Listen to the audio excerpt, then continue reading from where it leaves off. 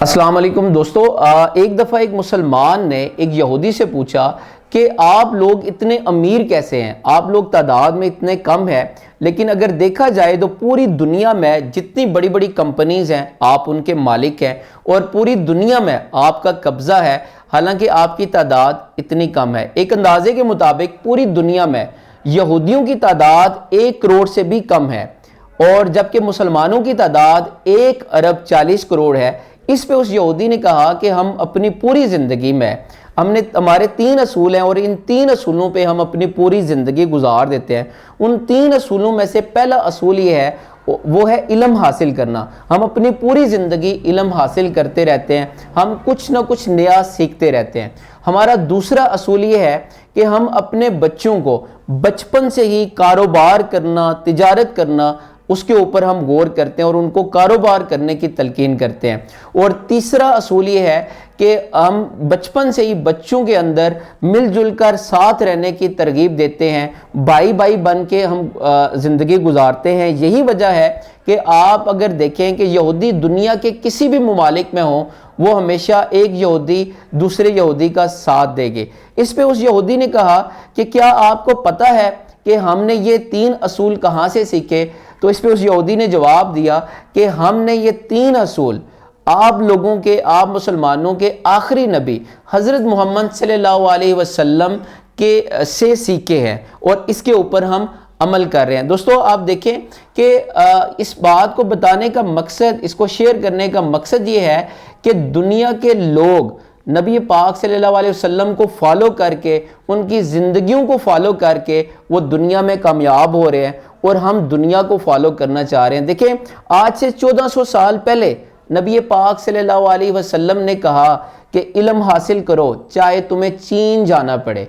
इसके पीछे हिकमत यह है कि उस वक्त सऊदी अरब से और चीन तक का जो फासला था वो मुश्किल था। कहने का मकसद ये था कि अगर आपने इल्म हासिल करना है और इल्म हासिल करते हुए अगर आपके रास्ते में बहुत सारी मुश्किलात हैं तो आप उसकी फ़िक्र ना करें, आप हर सूरत इल्म हासिल करें। जो आपने इल्म हासिल किया होगा वो आपको ज़िंदगी में कहीं ना कहीं पे काम ज़रूर आएगा।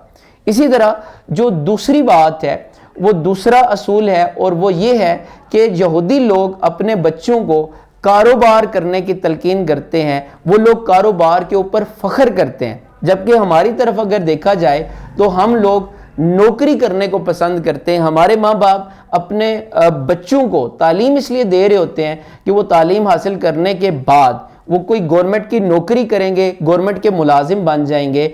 लेकिन जो यहूदी लोग होते हैं वो कारोबार को पसंद करते हैं। आप आज दिन तक कोई एक ऐसा इंसान उठा के देखें कि जो ज़िंदगी में बहुत ज़्यादा कामयाब हुआ हो, जिसने बहुत ज़्यादा दौलत कमाई हो और मिलीनियर और बिलीनियर हो और उसने नौकरी की हो, ऐसा नहीं होगा।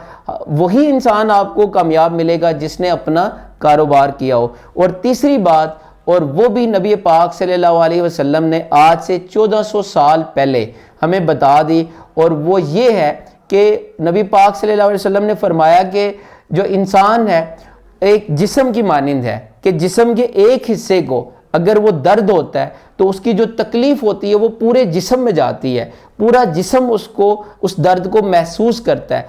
और इसी तरह अल्लाह ताला ने कुरान में इरशाद फरमाया कि अल्लाह की रस्सी को मजबूती से थामे रखो और तफरके में ना पड़ो।